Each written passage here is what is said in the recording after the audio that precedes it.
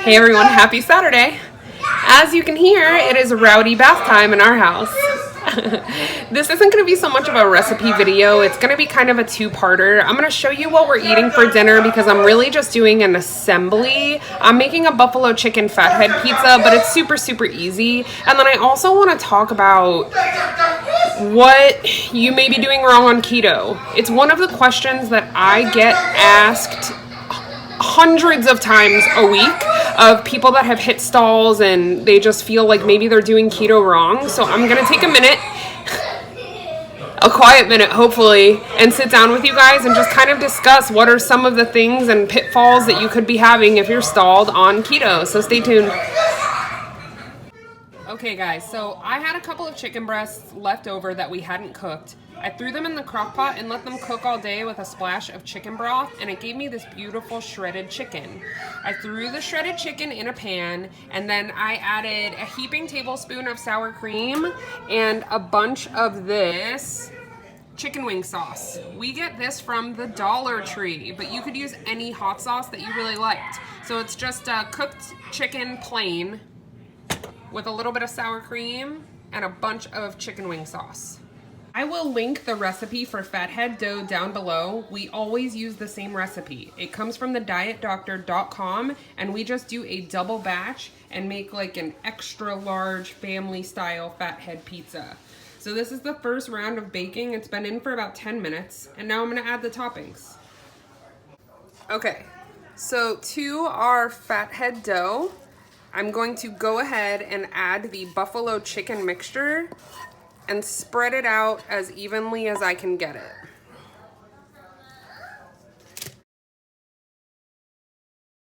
Okay, once you get the chicken on, I am going to drizzle on a little bit more hot sauce, and then I'm gonna top it with Monterey Jack cheese, and then it goes back in the oven. Next, the cheese. You can use whatever kind of cheese you have on hand. We're using Monterey Jack because we just love it with the buffalo chicken flavor. And Monterey Jack melts very well. It's one of the best melting cheeses that there is. It also works really good for Mexican pizza. Okay, now this goes back into the oven for about 10 minutes or until the cheese is melted and bubbly. Okay guys, it just came out of the oven and it looks beautiful. Now let me show you what we're gonna put on top of it. Yeah, that's right, I'm not done. Okay, so the topping for the pizza, we basically chop up tomatoes and then we also add some shredded lettuce. The hitch being, or the exciting part being, I guess, is that I made homemade ranch dressing this morning. Head on over to my Instagram. I put a swipeable recipe on how I made that. It's really easy.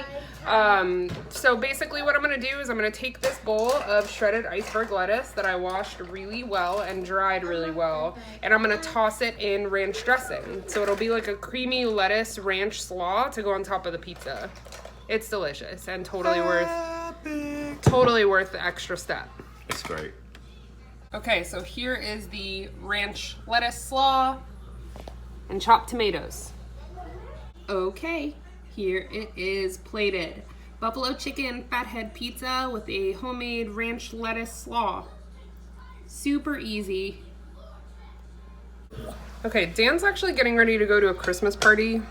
I'm still feeling a little under the weather, and so are the kids, so I don't want to take a chance of exposing anybody because there's going to be other families there. So I'm just going to stay home and hang out with you guys and watch Christmas movies on Hallmark. You want to try the pizza? Duh. Dan's going to try it, and then he's going to go put on his ugly Christmas sweater.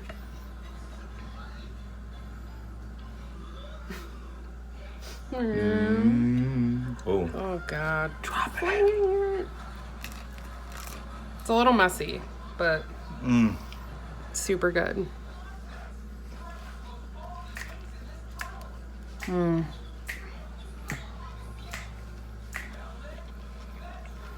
It's so good.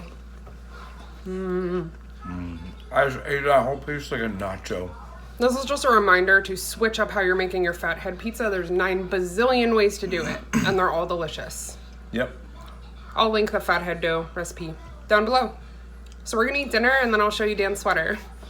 That's the first time I've ever done this. Done what? The down below. Okay, Dan is ready to party, and he can't wait to show you his Christmas sweater. Ta-da! We have any Game of Thrones fans? Silent Night King. Isn't that the best? Are you excited that you get to go out for a little while? Kinda. I'm really just happy to be wearing my sweater. I like how he snuck in that he's gonna go to a Christmas party and then like it's also his friend's birthday. How convenient. Hate you. Love you. Have fun. Okay, so day in and day out, I get asked the same handful of questions. And one of the questions that I get asked most frequently is, what am I doing wrong on keto? The simple answer is that you're probably not doing anything wrong on keto. If you are doing a ton of research, you are following a bunch of keto accounts, and you're getting information from reliable sourcing, chances are you just need to tweak some things to make keto work for you. The first thing that may be an issue is too much artificial sweeteners and processed foods still in your diet. If you are doing keto for weight loss and you have a lot of weight that you want to lose, artificial sweeteners can stall some people. There are people that can eat every artificial sweetener under the sun and still lose weight like crazy. And then there are people that if they have any artificial sweetener in their diet, they have trouble losing weight. So this is just going to be a trial and error process. What I can tell you is that if you are doing keto for weight loss and not for health reasons, artificial sweeteners can sometimes trigger sugar cravings as well. So if you are hitting a stall, it's time to clean up the sweets in your diet. So that includes artificial sweeteners, processed treats like the Atkins bars, and all of the low-carb baked goods and low-carb tortillas. If you are hitting a stall and you are using those more than a couple of times a week, you might have to cut down on those to see the scale start moving again. Maintenance, you can get a lot more liberal with the artificial sweeteners and the keto treats and keep your weight off.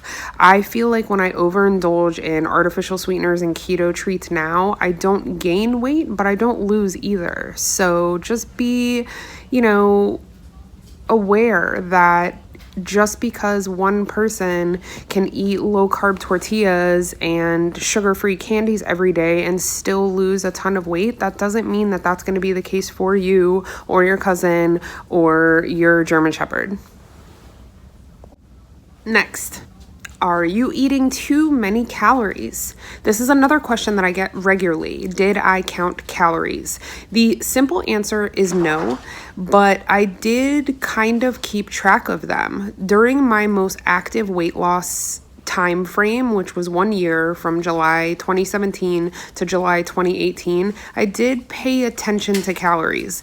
Basically what that means is I made sure that I ate my 20 net carbs a day, around there, but I also tried really hard not to ever go over a 2,000 calorie a day diet. If you are trying to lose weight, and I know this is redundant, but like I said, these are questions that I get all the time. If you are trying to lose weight, no, come here, Sancho, come here. No matter how you're eating, you need a calorie deficit. So you might be sticking at 20 net carbs, but if you're doing that by eating nothing but beef jerky and cheese all day and your calories are topping out at 4,000, the scale's not going to move. It's just not. This is especially true if you live a very sedentary lifestyle. If you do not have an active job at all and you basically sit on your butt all day, you need to be even more careful about your calorie intake. Too much protein can also stall weight loss. That's why there are so many people in the weight loss community that are going to really encourage you to track your food. Here is why. When you first start, it's going to take you a while to learn what portions make up what macros. So let's say, for example, that, your protein for the day is supposed to be at 20%, let's say. it's going to take you a while to know what 20% of protein looks like. So track in the beginning so you get a really great understanding of exactly how much protein you're supposed to be eating, and eventually it will just become second nature. The reason that this is important is because if you overdo it on the protein can turn into sugar basically in your body. Overdoing it on protein can stimulate an insulin response the same way that eating a cupcake can. So protein is not an endless supply, okay? Okay. Obsessing about the scale. Here's the deal. Keto Kelly may have lost 3 pounds in 2 days. Keto Patricia may have lost a pound a day for 2 years straight. You might be Keto Sally, and you might lose 2 pounds a week. You might be Keto Margaret, and you lose 1 pound a week. We are all incredibly different, okay? Stop comparing your progress to other people's. Your journey is very individualized, and you should celebrate the fact that it is. We are all incredibly different, and our rate of weight loss is going to be different as well. I had weeks where I woke up every single morning and weighed myself, and I had lost a pound. There were some weeks where I lost 7 pounds in a week. Then I would have 3 weeks in a row where I didn't lose anything. That's okay. When you stress about anything, but when you stress about the number on the scale, you're just forcing your body to spiral and get your head fog all crazy, and you're also making your body produce cortisol, which can make it really difficult to lose weight. So try not to stress about the number. If you are eating ketogenic and low carb foods, the way that you feel should be almost more important than the number on the scale. And I'm here to tell you, if you keep up with it, the weight will eventually come off. So if you have a hard week and you didn't lose any weight, don't throw in the towel. Your body is still doing good work in there. Worrying about being in ketosis. I have people messaging me telling me that they are peeing on 5 ketone strips a day. You don't have to do that. You don't have to do that. I get in the very beginning that it's really nice to see the color change on the pee sticks and it helps motivate you, but honestly, those things are kind of a waste of money.